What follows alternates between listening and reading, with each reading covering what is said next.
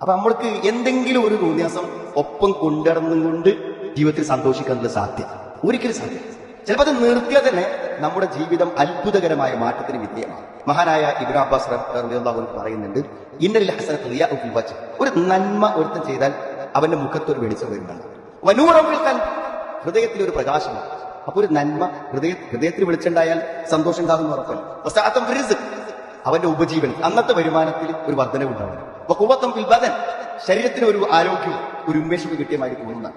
അതേപോലെ മഹബ്ബത്തൻ ഫീ ഖുലൂബിൽ ഖൽബ്, ആളുകൾക്ക് അവനോടൊരു ഇഷ്ടം മറ്റുള്ളവരുടെ മനസ്സിൽ അല്ലാഹു എന്തൊക്കെയാണ് ഒരു നന്മന്റെ ജീവിതത്തിലുള്ള പ്രതികരണങ്ങളാണ്. എന്നാൽ ഒരു തിന്മ ഒരാൾ ചെയ്താൽ അവന്റെ മുഖത്ത് ഒരു ഇരുട്ട് വരുന്നതാണ്, ഹൃദയത്തിൽ ഒരു ഇരുട്ട് വരും.